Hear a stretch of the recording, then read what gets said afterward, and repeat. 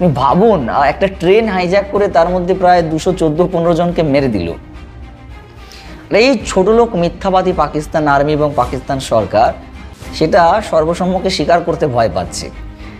যাই হোক, সেই রেশ কাটতে না কাটতে আবার পাকিস্তানি আর্মির উপরে আবার বালুচিস্তান লিবারেশন আর্মি তারা আবার আর্মির গাড়ির উপরে হামলা করে দিয়েছে। 90 জন তারা বলছে, তারা দাবি করছে 90 জন পাকিস্তানের সেনা জওয়ান নিহত হয়েছে। কেমন লাগছে? মজা লাগছে? মনে পড়ে মুম্বাই হামলার কথা, মনে পড়ে পুলওয়ামা অ্যাটাকের কথা, মনে পড়ে। অবশ্য মনে পড়লেও তোমরা পাকিস্তানিরা স্বীকার করবে না, এরা যে পরিমাণের ছোট লোক আর বজ্জাত, এটা স্বীকার করবে না। যে সাপ এই পাকিস্তানিরা পুষেছিল সেই সাপেই আজকাল পাকিস্তানদের কাটছে, পাকিস্তানকে কাটছে। এই খসড়া দিতে হবে। নমস্কার, বিবর্তন অ্যান্ড ফ্রেন্ডস মোটিভেশনের নতুন আর একটা ভিডিওতে আপনাদের সকলকে স্বাগত। বর্তমানে পাকিস্তানের পরিস্থিতি দেখে মনে হচ্ছে যে পাকিস্তানের পাপের ঘোড়াটা পূর্ণ হয়েছে। কারণ যে পাকিস্তান চিরকাল ভারতবর্ষকে সুশ্রুড়ি দিয়ে থাকে, ভারতবর্ষের পেছনে লেগে থাকে, পাকিস্তানের আর্মি, পাকিস্তানের ইন্টেলিজেন্স এজেন্সি ISI, তাদের তো খেয়ে দুনিয়ার কোনো কাজ নেই, শুধুমাত্র ইন্ডিয়ার পেছনে পড়ে থাকা ছাড়া। এতদিন ধরে পাকিস্তান যে সমস্ত কালপ্রিটগুলোকে পুষে রেখেছে এবং যা যা পাকিস্তানি লোকদের শিখিয়েছে সেগুলোই পাকিস্তানের উপরে এখন রিটার্ন আসছে, বুমেরাং হয়ে ফিরছে।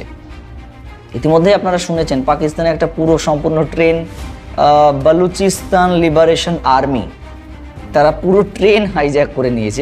ভাবুন, নিজের দেশের একটা ট্রেন সুরক্ষিতভাবে চালাতে পারে না, এরা ইন্ডিয়াকে ধমকায়, ইন্ডিয়াকে চমকায়।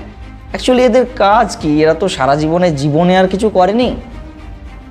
এরা সারা জীবন ধরে একটাই কাজ করেছে, ইন্ডিয়ার পেছনে লেগে ইন্ডিয়াতে টেররিস্ট সাপ্লাই দিয়েছে।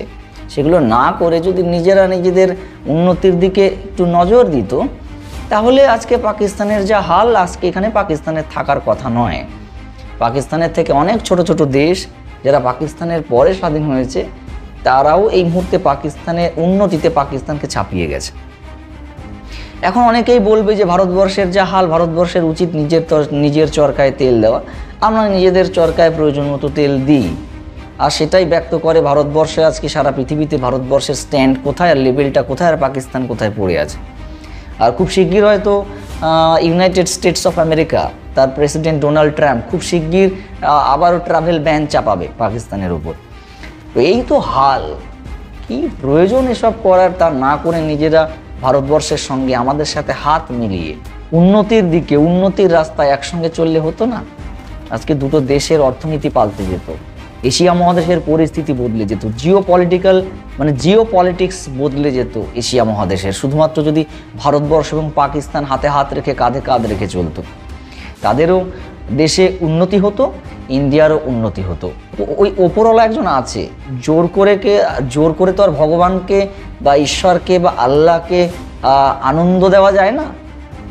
এটা প্রত্যেকটা মানুষেরই একটা বেসিক নিয়ম আছে, ওপরওয়ালার একটা নিয়ম আছে। তুমি পাপ করলে, পাপের ঘোড়া পূর্ণ হলে তোমাকে তার খেসারত দিয়ে যেতে হবে। তো পাকিস্তানি এজেন্ট, পাকিস্তানি আর্মি এবং পাকিস্তানের ইন্টেলিজেন্স সংস্থা ISI, ছোট লোকেরা তার খেসারতগুলো দিচ্ছে। তুমি ভাবুন, একটা ট্রেন হাইজ্যাক করে তার মধ্যে প্রায় 214-15 জনকে মেরে দিল। এই ছোট লোক মিথ্যাবাদী পাকিস্তান আর্মি এবং পাকিস্তান সরকার সেটা সর্বসম্মুখে স্বীকার করতে ভয় পাচ্ছে। যাই হোক, সেই রেশ কাটতে না কাটতে আবার পাকিস্তানি আর্মির উপরে আবার বালুচিস্তান লিবারেশন আর্মি তারা আবার আর্মির গাড়ির উপরে হামলা করে দিয়েছে। 90 জন তারা বলছে, তারা দাবি করছে 90 জন পাকিস্তানের সেনা জওয়ান নিহত হয়েছে। কেমন লাগছে? মজা লাগছে?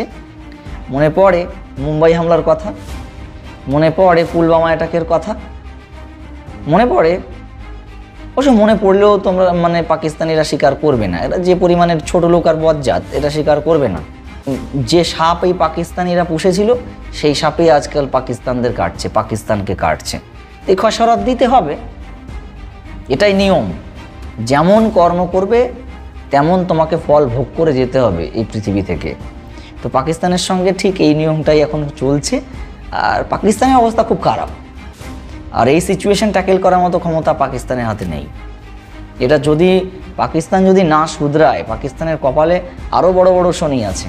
পাকিস্তানের কপালে যে কি নাচছে, এখন তো ছোট বাটি নিয়ে ভিক্ষে করছে পাড়ায় পাড়ায়, এরপরে সারা পৃথিবী জুড়ে বড় বড় বাটি নিয়ে ভিক্ষে করতে বেরোতে হবে সারা পৃথিবী জুড়ে।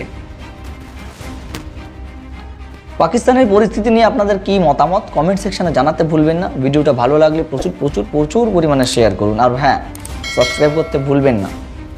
চলুন এই ভিডিওতে এইটুকুই, দেখা হচ্ছে খুব শীঘ্র অন্য একটা ভিডিওতে অন্য একটা গুরুত্বপূর্ণ টপিকের সাথে। ততক্ষণ সকলে ভালো থাকুন, সুস্থ থাকুন। জয় হিন্দ, বন্দে মাতরম। অনেক অনেক ধন্যবাদ।